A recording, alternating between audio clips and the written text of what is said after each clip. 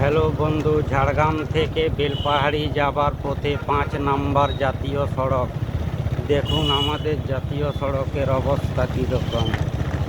দেখুন,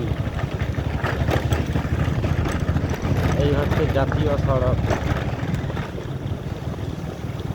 হ্যাঁ, পুরো দেখছেন কেমন, এই যে জাতীয় সড়ক। এরপরে আসছে দৌজুড়ি বাস স্ট্যান্ড, এরপরে বেলপাহাড়ি।